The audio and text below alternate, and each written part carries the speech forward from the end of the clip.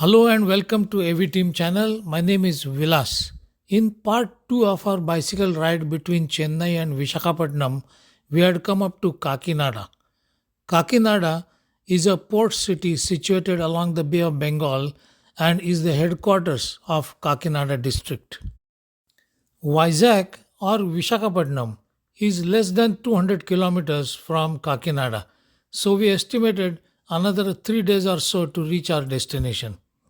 We looked at the map. Madhu, one of Pramod's friend, had very strongly suggested that we stay in Annavaram, which is about 55 kilometers from Kakinada. We wanted to be as close to the coast as possible, and it was a great opportunity to witness the sunrise from the ocean as Kakinada is a coastal town. Kakinada has about 15-kilometer long coastline along the Bay of Bengal. There are extensive scenic stretches. We made several stops on the beach, took in the fresh air, witnessing the awe inspiring beauty of the sun rising over the water. It's a miracle of nature that happens each day. The rising sun also is the beginning of the new day for the fishermen venturing into the ocean for their morning catch.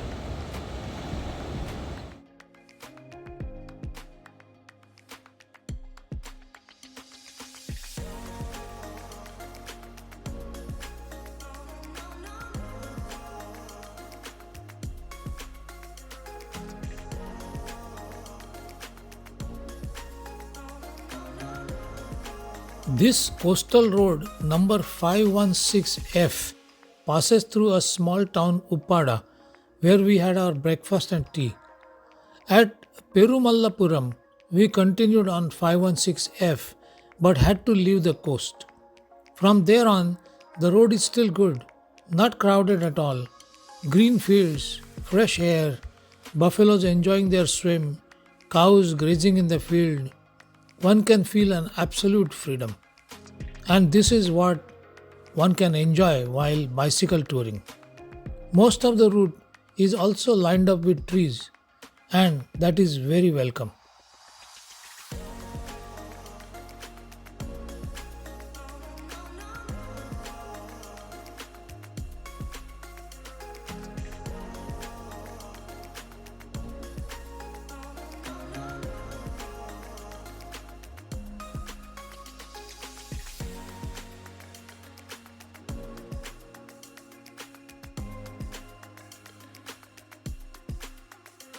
We were in no rush and enjoying our ride. We had started early, and the distance to Annavaram was not too much. In fact, the whole purpose of this tour was to be in the countryside, meet with the locals, and enjoy the local food. How can one resist such mouth watering golden papayas? The cost was only 50 rupees for the whole fruit.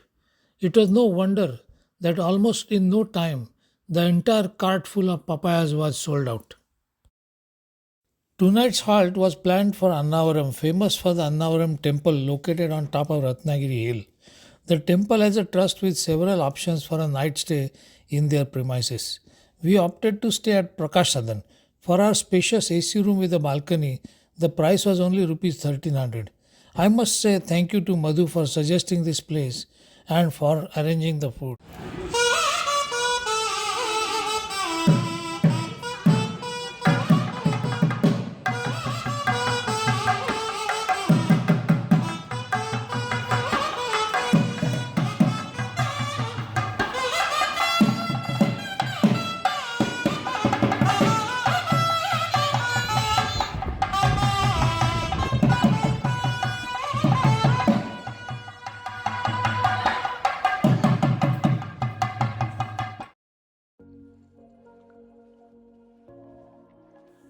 February 6, 2026.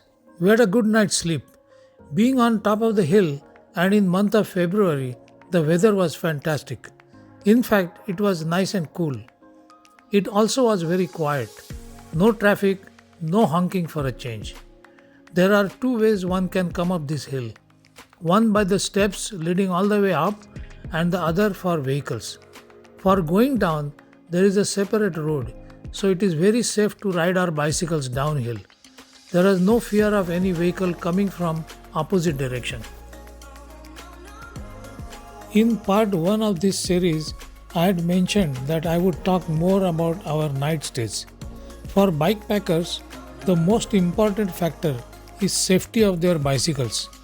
Hotel staff is not expecting the guests requesting to take their bicycles with them in their room.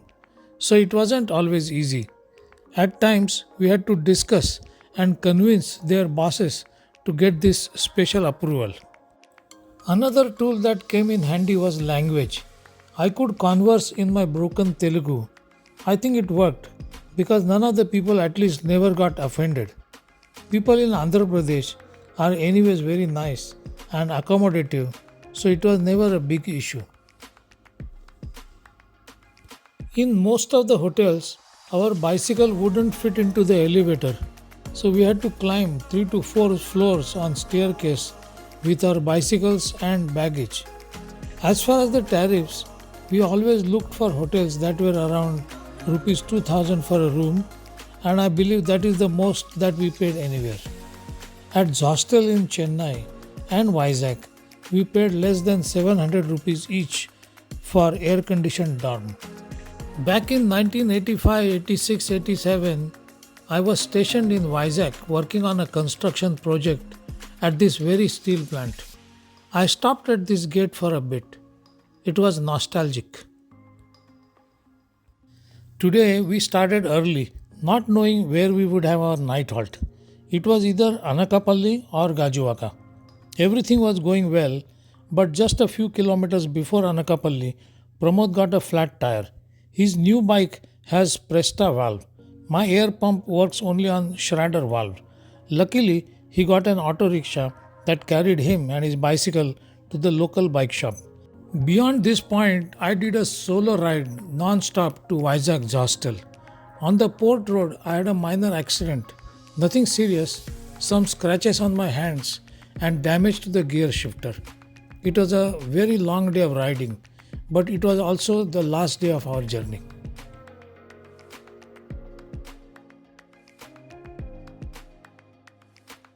Assuming that we would reach Vizag on the 10th, Pramod had booked our return tickets for the 12th of February. We reached Vizag much earlier on the 6th itself, so we had another 5 days to explore the city and surroundings. We researched, discussed with locals, and decided that we must visit the long stretch of Ramakrishna Beach, Sinhachalam Temple, Kailasgiri, Rishikonda Beach, most importantly the Araku Valley, Bora Caves, and its surroundings. But first the Sinhachalam Temple.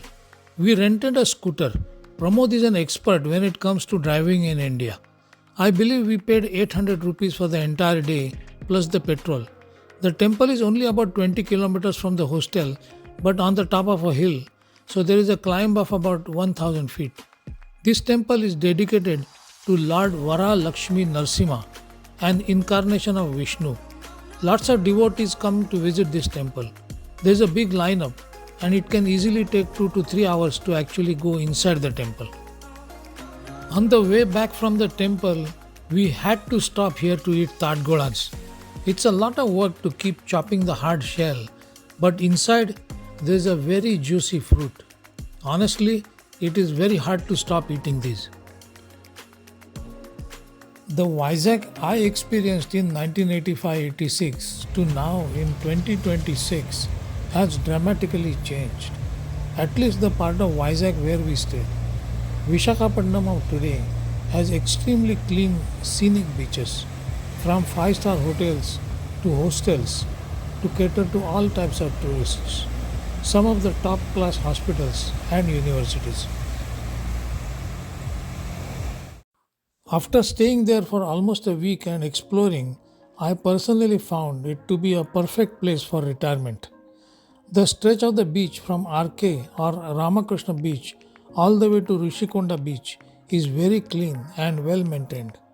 The sidewalks are spacious. No wonder company like Google is investing in a massive data center project near Vizag. RK Beach on one end has the Ramakrishna Ashram and has several attractions along the way: submarine museum, an aquarium, Goddess Kali temple, Victoria at Sea War Memorial, Tennessee Park, and so on. Vizag is famously known as the jewel of the East Coast.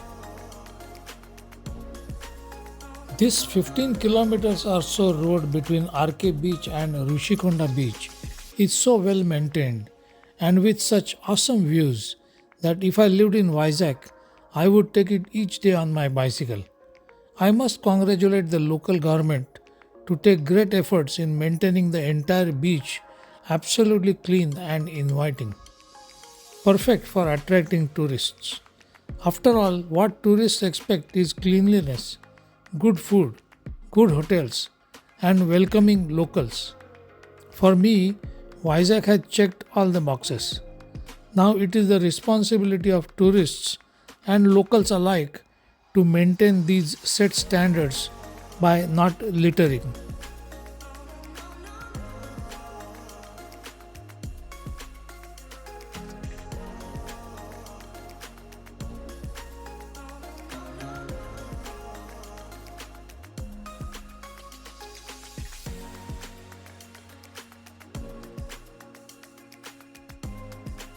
The MV Ma is a Bangladeshi general cargo ship that lost its anchors and drifted onto the rocky shores of Tennessee Park in 2020.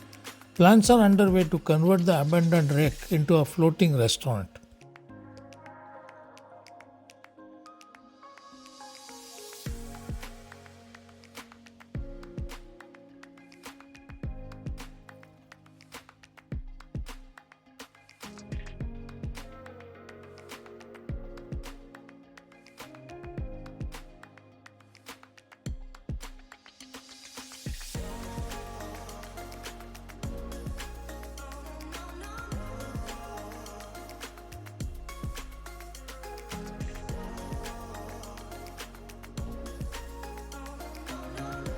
Vasena Poli, located on RK Beach Road, is famous for millet idli in Vizag.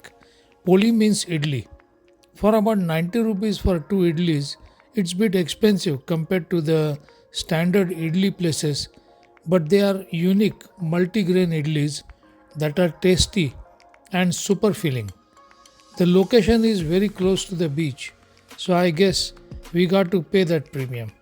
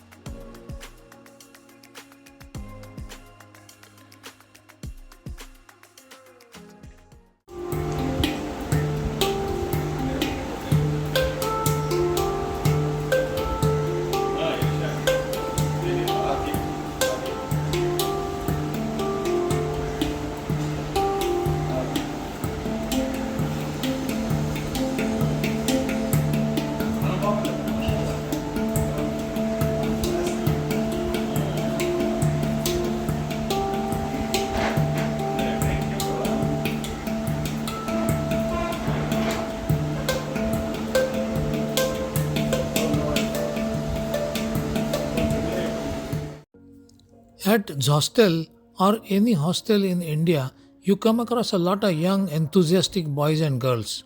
They travel for work, attending conferences, some of them could be between jobs, but one thing is common: they are curious to explore. There is always a very positive energy.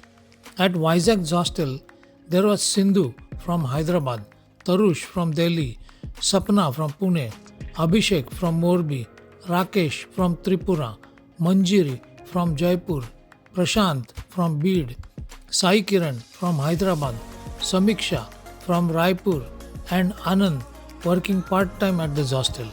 We got together, played carom, had a karaoke night, went to different restaurants, shared a taxi to Araku Valley. It was a lot of fun. Araku Valley is about 120 kilometers from the hostel and the altitude gain is over 5000 feet. The best way to go there is by car. It's a full day trip. We got hold of a known taxi guy who had a 7-seater van. So we announced the plan at the hostel, and within a few minutes, 3 more hostelers were more than willing to join. The trip costs about 10,000 rupees. Sharing is caring. We split the cost and then it became a lot cheaper for everyone. Also, it was fun going in a group. The driver was good. He took us to the most famous Bora Caves, Tribal Museum, coffee plantation, and of course the chocolate factory. The Bora Caves are a spectacular natural wonder located in the Anantagiri hills of the Araku Valley. The caves were formed due to the dissolution of limestone by acidic water over millions of years. The unique shapes and sizes of the formations have inspired many myths and legends among the local tribes. Before going to the chocolate factory, we made a brief stop at the tribal museum that displays the tribal culture of the region.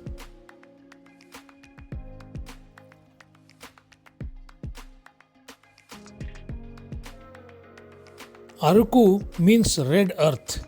Thanks to its high altitude climate, hot during the day and cool at night, and its natural richness in iron soil, Araku Valley is just perfect for growing coffee.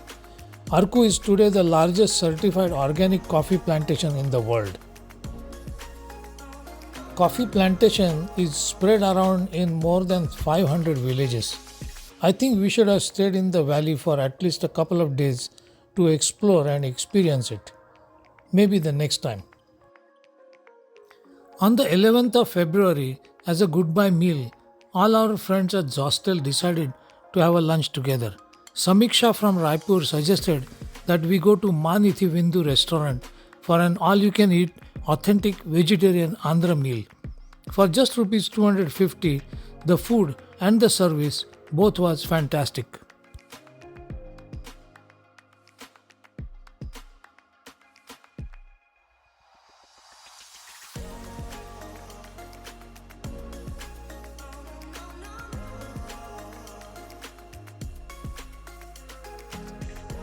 It was time to say goodbye to all beautiful touristic and food places in Vizag as we got to the railway station.